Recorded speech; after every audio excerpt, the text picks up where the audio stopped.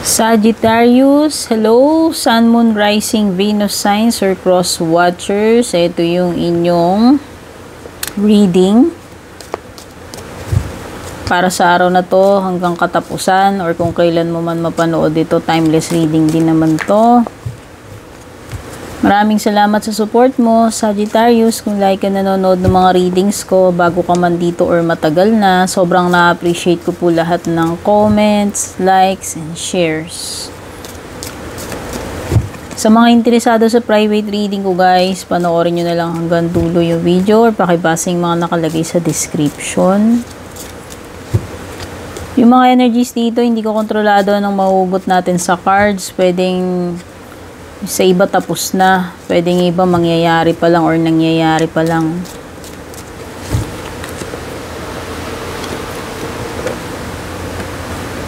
Unang card mo, pineapple. Baka iba mahilig dito sa pineapple or ewan ko, something about pineapple. Meron target o baka yung iba mahilig kayo sa darts or archery.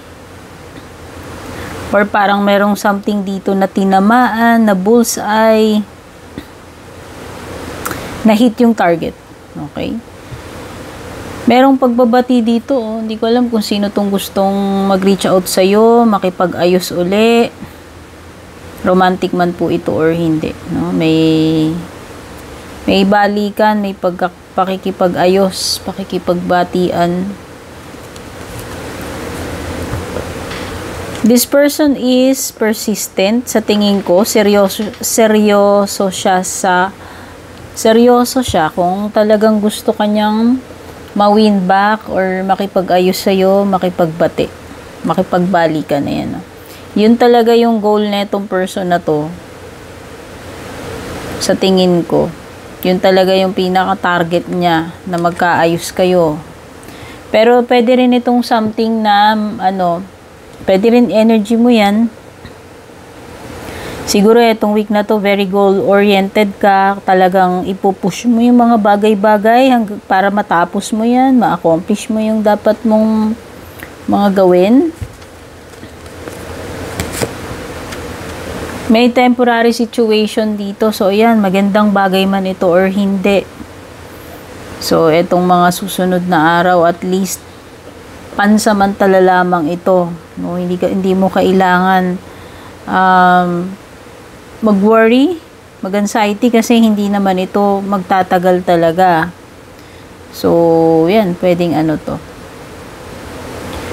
Or meron bang dito something na parang palipat-lipat, pabago-bago. Ayan. Kung ano may tinutukoy dito. Hindi ko alam kung palipat-lipat ka ba ng job, ng tirahan. Basta something na hindi permanente pansamantala lang.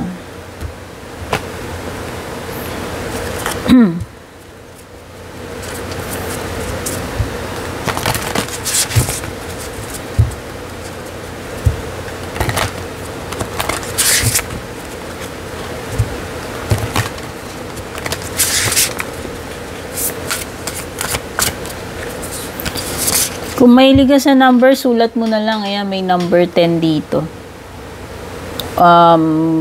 Number 10, water bird. Baka pinanganak ka ng year of the water bird. Speak your truth. Meron ding number 11, wood dog. Baka meron pang pinanganak sa year of the wood dog. Trust your intuition. Number 42, wood snake. Enjoy the waiting game.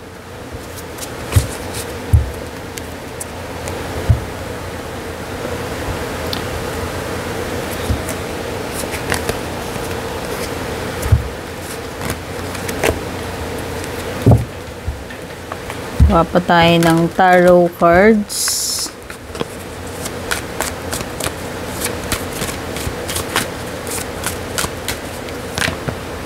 Dagdag mo na rin number 4, Libra energy.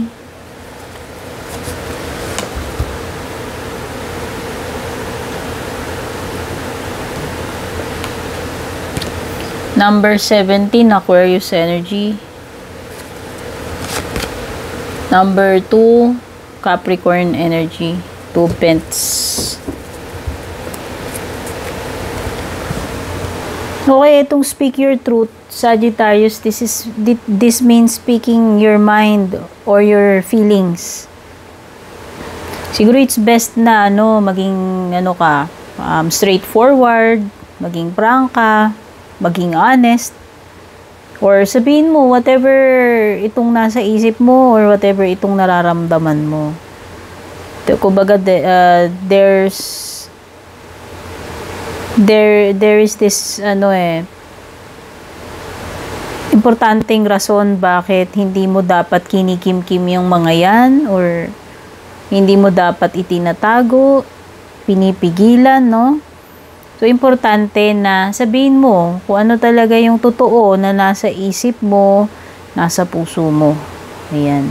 Or opinion mo, no? About a situation or an issue, or ewan ko kung saan tungkol yan,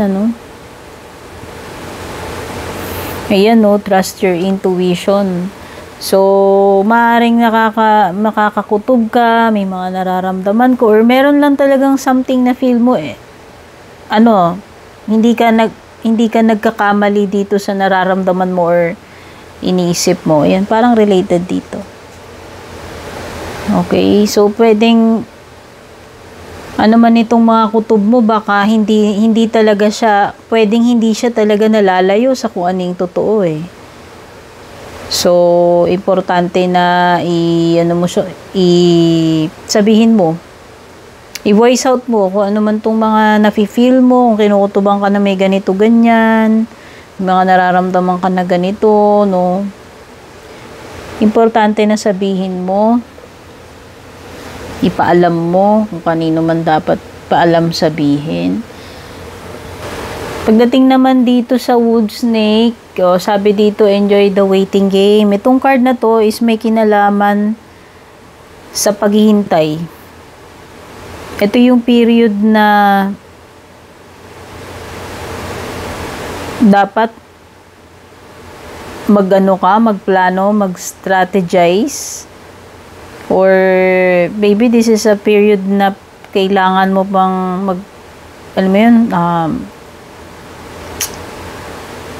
kailangan mo pang maghintay or madadagdagan yung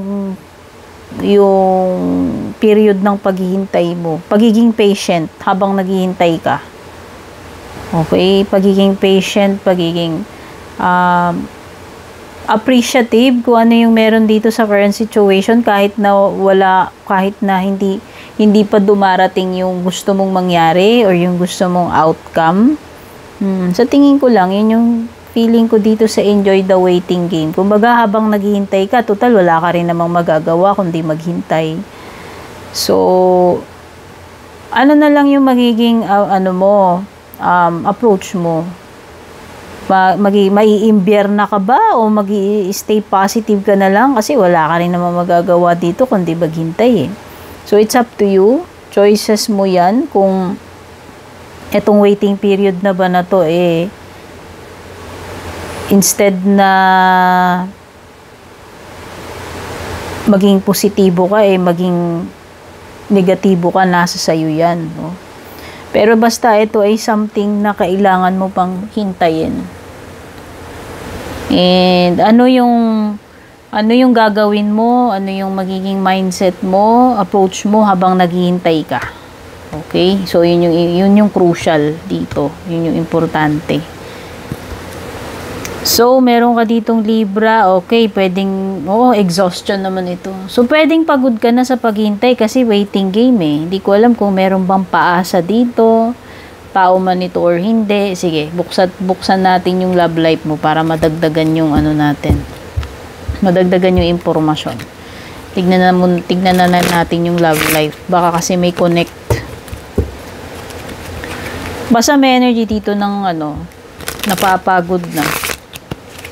Hindi ko alam kung related doon sa paghihintay or napagod lang kasi sobrang, sobra ba talagang daming pinagdaanan nito, sobrang hirap ba, or napagod lang ba sa trabaho, as simple as that. Kasi may burnout Love life, dagdag na natin.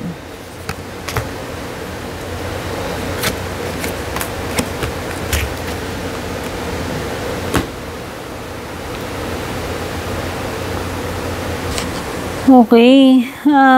Pagdating dito sa love life mo, parang may energy dito ng walang pake. Oo. Ayan o, 0 FUCKS. Wala, hindi. Pero meron ditong very obsessed or fixated. Matindi yung attachment and focus na binibigay doon sa isa. Pero yung isa, hindi siya interesado, wala siya pakels. Walang pake. Hindi man lang, hindi man lang to maaapektuhan, hindi man lang siya maaabala.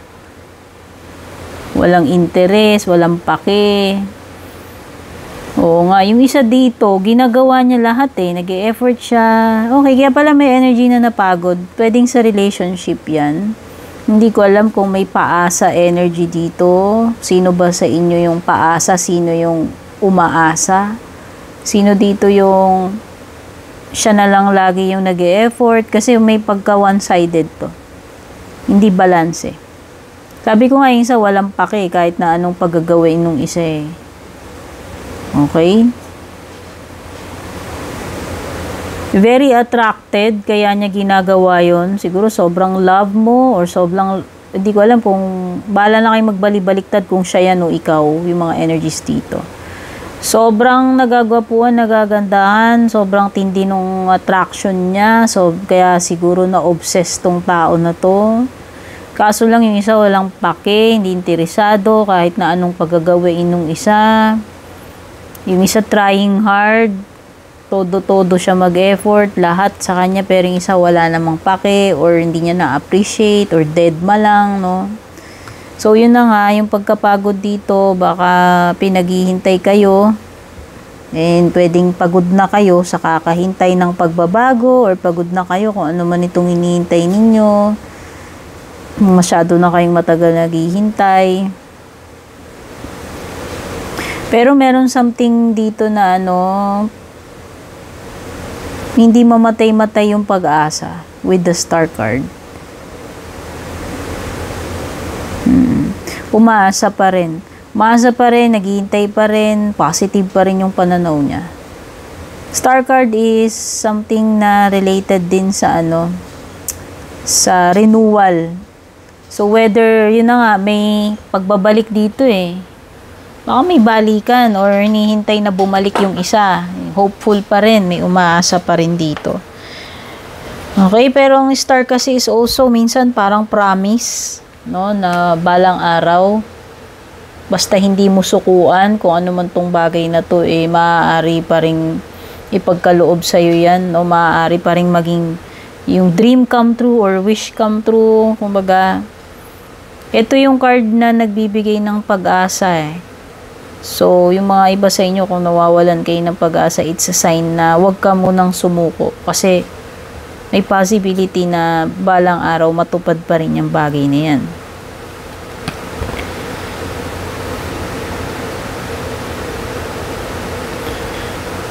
Okay, may energy ng pinagsabay kung relationship to. Yan, meron ditong dalawang pinagsabay. Ngayon, kung hindi naman yan about relationship, meron lang dalawang bagay kang ginagawa or kailangan mong gawin. Kailangan mong mag-multitask. Juggling act ito, si Two of Pens. Ayan. Tinatry niyang balansihin or tinatry niyang pagsabayin kung kaya niya. Oo, pwedeng meron ka multiple two things na ginagawa at the same time. O pwedeng dalawang commitments, dalawang jobs, dalawang obligations, duties, kung ano pang ibang bagay ito. Yan, kailangan dito ng pagpa-prioritize, pagiging organized. Kasi kung dala-dalawa yung ginagawa mo, nagmo-multitask ka, magaling ka kung nagagawa mo ng maayos yan. Okay? Pwede rin itong energy ng naninimbang So, pwede ka may dalawang opportunity dito, may dalawa kang pagpipilian. tinitimbang mo yung pros and cons, alin yung mas matimbang dito, no, which is which. Okay, so it could be, pwede ring related sa pagdedesisyon o pagpili or pagbabalanse kung ano itong mga kailangan mong balansehin dito sa sitwasyon mo. Okay, when it comes to yung mga payo sa'yo, tignan natin.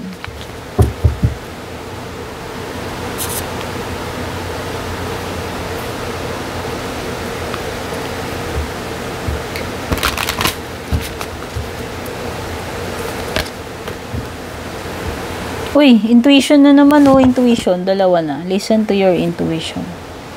Trust your intuition, listen to your intuition. Okay, so sa tingin ko, matalas yung radar mo, yung intuition mo this time. So, sabi ko nga, malamang sa malamang, malaki yung chances na tama ka dun sa hinala mo, sa nararamdaman mo, dito sa intuition mo. So, yan. Maaring tama ka dyan sa kutob mo. Oy, period ng recovery. Ito rin yun eh. So, takpan na lang natin kasi naka-bold. Yan.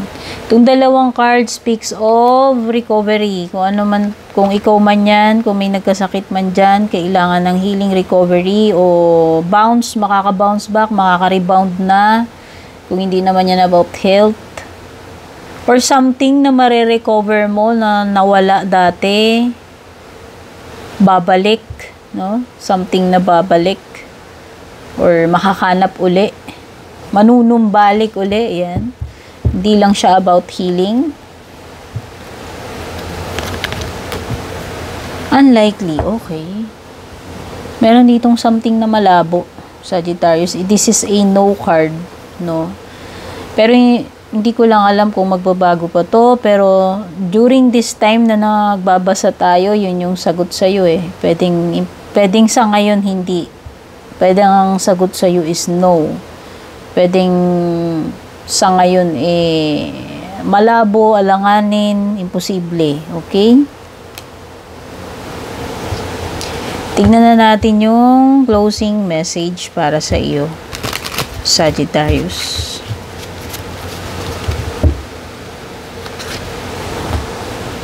Ito yung angel na nakuha natin. At ang sabi dito, don't rely on other people to inspire you and motivate you. You have to want it enough to make it happen yourself. Ayan. Tama yun. Kung talagang inspired ka, hindi mo na kailangan ng paano ba, nabuyuin ka pa ng ibang tao. Kung talagang inspired ka, ikaw mismo sa sarili mo, gagawin mo yan. Anuhin ka man, bunuin ka man nila, or, ano ba yung bunuin ba tawag? Ewan ko kung tama yung term ko. Parang i-push ka man nila hindi, enganyuhin ka man nila hindi, kung talagang inspired ka, gagawin mo yan ng kusa sa sarili mo. Okay, I love you, Sagittarius. Take care. God bless. Bye-bye.